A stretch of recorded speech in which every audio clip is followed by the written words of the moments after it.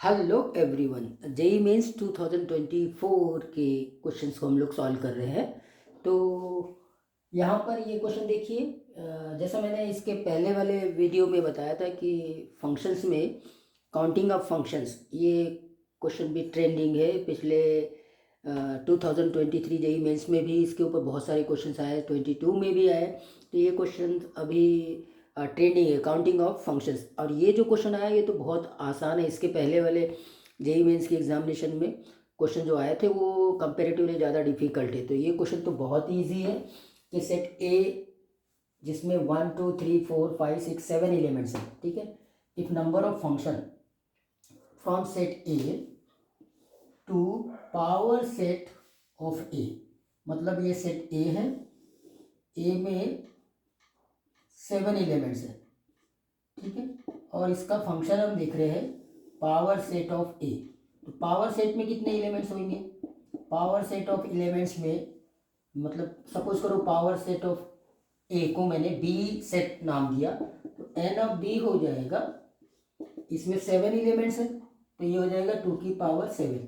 तो टोटल 2 की power 7 elements होंगे आपके पावर सेट ऑफ ए में, ठीक है। Okay, then the number of function from set A to a power set of A can be expressed as m की power n। then हमको find out करना है m प्लस n और m list integer है। तो बहुत simple सा question है। टोटल नंबर ऑफ फंक्शंस की बात कर रहा है from set A to set B। तो टोटल नंबर ऑफ फंक्शंस का फार्मूला ही मालूम हो जाता है, total number of function. Total number of functions हो जाएगा जितने एलिमेंट्स सेट बी में है उसकी पावर में ले लेते जितने एलिमेंट्स सेट ए में है, करेक्ट है। Okay fine. तो यहाँ पे तो आपके पास में 2 की पावर 7 एलिमेंट्स है और ए में 7 एलिमेंट्स है।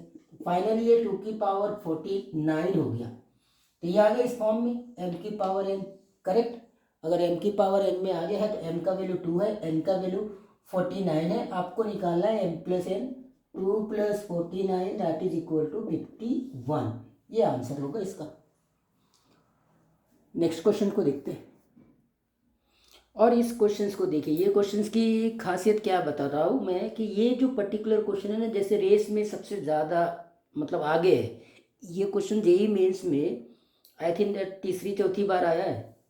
क्या कहता है क्वेश्चन कि let two sets A and set B having m and n elements. Set A में m एलिमेंट्स है, सेट बी में n एलिमेंट्स है, such that the difference of subsets of A and that of B, मतलब subsets of A की बात कर रहा है। तो total number of subsets of A क्या हो जाएंगे? 2 की पावर n। और डिफरेंस की बात कर रहा है माइनस सबसेट ऑफ बी में कितने एलिमेंट्स है? n एलिमेंट्स है, तो 2 की पावर n और ये दिया हुआ है 56। तो मुझे m comma n order pair निकालना है, मतलब m और n की वैल्यू निकालना है। जैसे मैंने बोला था कि ये क्वेश्चन ऑलमोस्ट 3 to 4 टाइम्स मैं देख चुका हूँ, मतलब ये बहुत टाइम ये रिपीट हो रहा है। खैर पहले क्वेश्चन को सॉल्व करते हैं। तो 2 की पावर m माइनस 2 की पावर n है, तो इसको ना हम कैसे सॉल्व करेंगे? अब यहाँ पे क्या हो गया, इंपॉर्टेंट पॉइंट्स क्या है कि दो अननोन है और इक्वेशन एक ही है। या तो आप ट्राई और एरर मेथड से सॉल्व कर सकते हैं, सीधा सीधा एक एक ऑप्शंस को लेके आप वेरीफाइड कर सकते हैं। नंबर 1 एकदम सिंपल सा तरीका कि ऑप्शंस को वेरीफाइड करिए। और अदरवाइज आप इसको कैसे सॉल्व करेंगे, यहाँ से आप 2 की पावर n को कॉमन ले लीजिए यहाँ से, तो ये बनेगा 2 की power m minus n minus 1। और ये 56 को भी इसी फॉर्म में लिखना पड़ेगा। तो 56 पहले हम कैसे लिख सकते हैं? 8 इंटू 7। 8 को क्या लिख सकते हैं? 2 की पावर 3। 7 को क्या लिख सकते हैं? 8 माइनस 1। तो 2 की पावर 3 और 2 की power 3 minus 1, I think that अब ये सेम फॉर्म में आ गए हैं। तो यहाँ से कंपेयर करेंगे तो n का वैल्यू तो मिल गया 3, करेक्ट। और m माइनस n का वैल्यू मिलेगा आपको, m माइनस 1 का वैल्यू फिर से 3 मिल गया। ये 2 की पावर m माइनस n है और ये 2 की पावर 3 है। आपको m निकालना है तो ये हो जाएगा 3 प्लस n का वैल्यू ऑलरेडी आप निकाल चुके हैं, 3 प्लस 3 6। तो m का वैल्यू आ गया 6 और n का वैल्यू आ गया 3। तो ऑप्शन सी करेक्ट है, अब इसमें इम्पोर्टेंट पॉइंट क्या है, जब आप नेक्स्ट ईयर के लिए प्रिपेयर करिए या फिर सेकेंड अटेम्प्ट के लिए आप जा रहे हैं, तो ये मान के चलिए कि सेट्स और रिलेशन से आपको मैक्सिमम 2 क्वेश्चन मिल सकते हैं। सेट एंड रिलेशन ये अब फ्रिक्वेंटली पूछा जा रहा चैप्टर है, मतलब इसमें आप क्वेश्चंस हमेशा लिखेंगे। एक ज़माना होता था सेट और रिलेशन से क्वेश्चन ही नहीं होते थे, लेकिन लगातार 2-3 सालों से सेट एंड रिलेशंस के ऊपर एक नहीं 2 से भी ज़्यादा क्वेश्चंस आ रहे हैं। तो सेट और रिलेशंस को अच्छे से प्रिपेयर करके जाइएगा। और ये थर्ड क्वेश्चन प्रोबेबिलिटी से, प्रोबेबिलिटी का बहुत अच्छा क्वेश्चन है ये, वाकई में ये अच्छा क्वेश्चन है। कॉन्सेप्चुअली अगर देखा जाए तो यहाँ पे आपको इंडिपेंडेंट इवेंट का ये क्वेश्चन है, परमुटेशन एंड कॉम्बिनेशन इन्वॉल्व होगा। इंडिपेंडेंट इवेंट्स के बाद फिर प्रोबेबिलिटी में और कुछ चीज़ें इंपॉर्टेंट होती है, जैसे आप ड्रॉ कर रहे हैं वो रेंडम ड्रॉ कर रहे हैं, 1 बाई 1 ड्रॉ कर रहे हैं, या फिर 1 बाई 1 विथ रिप्लेसमेंट कर रहे हैं, या 1 बाई 1 विदाउट रिप्लेसमेंट कर रहे हैं। तो ये सारे सारे कॉन्सेप्ट आपको अच्छे से पता होना चाहिए, तो क्वेश्चन आसान है। तो यहाँ पर क्या बोल रहा है, an urn contains 6 black balls, ठीक है, 6 तो ब्लैक बॉल्स है और 9 रेड बॉल्स है, तो टोटल 15 बॉल्स हो गए अर्न में, ठीक है। Okay, 4 balls are drawn from the urn twice, यानी 2 बार आप 4 बॉल्स ड्रॉ कर रहे हैं, करेक्ट है। हाँ, अब यहाँ पे इंपॉर्टेंट रोल आता है।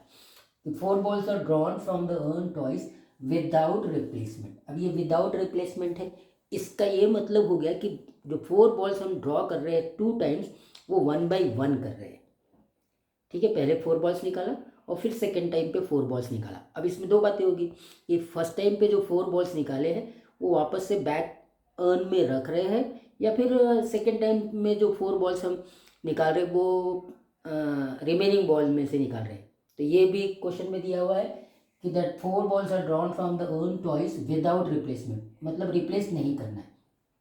Then probability that the first 4 balls are black और second 4 black balls are red, ये निकालना है, ठीक है साहब।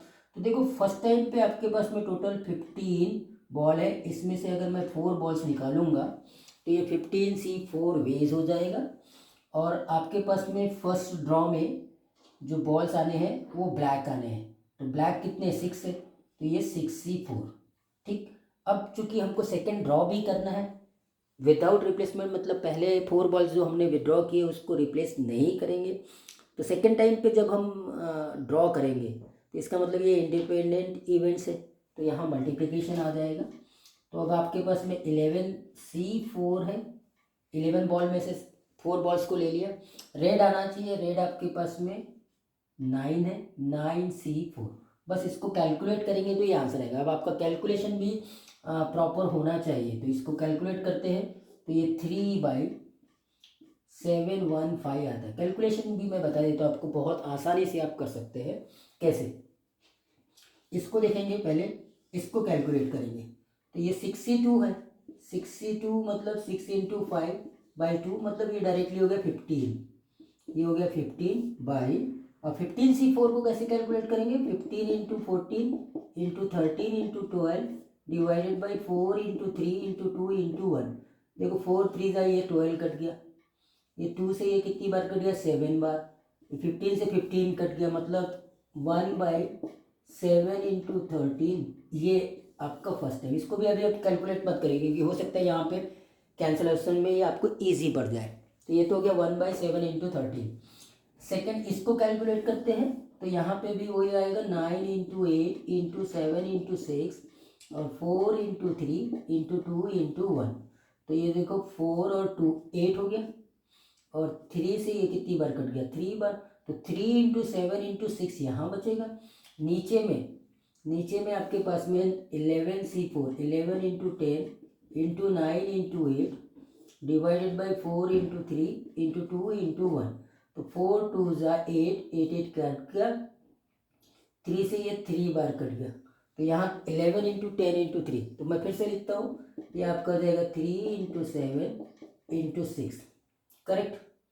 और नीचे में क्या आ जाएगा आपके पास में 11 × 10 × 3, फिर ये कैंसल आउट हो गया, तो 7 × 6 और 11 × 10। अब आपके पास में ये दोनों का वैल्यूज आ गया है, ये है 1/7 7 × 13 और ये है आपका 7 × 6/11 × 10, करेक्ट, यही है। तो आप देखो 7 से 7 कट गया, इजी हो गया। यहाँ पे आप कैंसिल आउट कर सकते हैं, ये 3 और ये 5, तो ऊपर में बच गया आपके पास में 3, करेक्ट है। तो इसका मतलब ये तो कैंसिल हो गया आंसर, ये भी कैंसिल हो गया, ये ए और सी में से हो सकता है। अब इधर कैलकुलेट करते हैं, यहाँ पे आपके पास में 13 है और यहाँ पे 11 है और इंटू 5, जब आप इसको कैलकुलेट करेंगे तो आपको ऑप्शन सी मिल जाएगा, करेक्ट है।